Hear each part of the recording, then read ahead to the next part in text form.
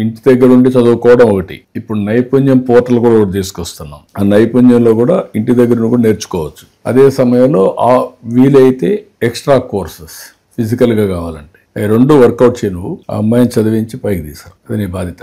ఇప్పుడు మీ family set కావాలంటే ఏం చేయాలా కదమ్మా? ఏం చేస్తే అంటే నాకు రాష్ట్రం అంతా ఉంటుంది, బట్ మీరు ఇబ్బందుల్లో ఉన్నారు, అందుకనే మీకు 10,000 అట్లా కూడా పెట్టాను, పెన్షన్లు ఇవన్నీ.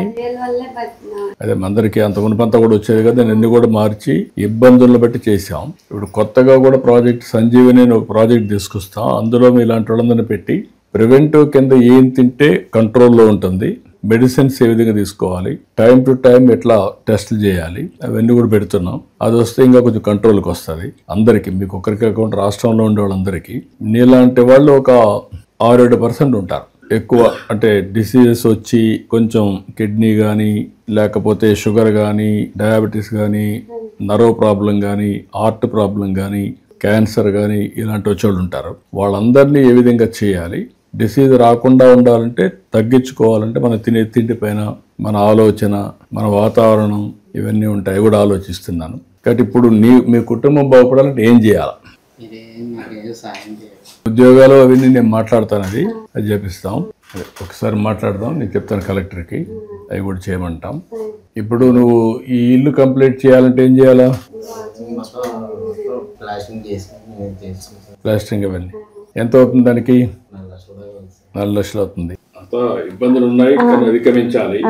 ఇలాంటి వాళ్ళకి చాలా సమస్యలు ఉన్నాయి, చాలా మంది ఉన్నారు. ఇంకా పని చేద్దాం, మీ ఇల్లు కంప్లీట్ చేయమంటాం. ఒకటి అప్పులు కూడా ఎంత ఉంది, అప్పు కరెక్ట్ గా ఎంత ఉంది చెప్తే మా వాళ్ళు మాట్లాడి, వాళ్ళతో అప్పులు ఉండే వాళ్ళతో మాట్లాడి సెటిల్మెంట్ చేసి ఇల్లు ఒకటి పూర్తి చేయండి, ఆ అప్పులన్నీ కట్టేసేయండి. అతనికి ఎక్కడెక్కడ ఉద్యోగం ఇవ్వగలిగితే ఇప్పించండి. ఆ అబ్బాయిది నేను రాసుకుంటాం, మా వాళ్ళకి చెప్పి కోఆర్డినేట్ చేయడం TCSలోనే. ఆ అబ్బాయిని ఎట్లా మోల్డ్ చేయాలో మోల్డ్ చేద్దాం, ఇక్కడ అన్నీ సెట్ అవుతారు. ఓకే, నేను చేపిస్తారా? నేను చెప్తాను, చేయమంటాను. ఇల్లు కట్టించి ఓకే, నువ్వు ఒక పని చేయమైతే చదువుకుంటూనే డ్రోన్ పెట్టిస్తారు, దాంతో నువ్వు అదనంగా 10 రూపాయలు సంపాదించుకునే పరిస్థితి వస్తుంది. నువ్వు ఆ పని చేయి, తర్వాత మీ నాన్న చూస్తారు.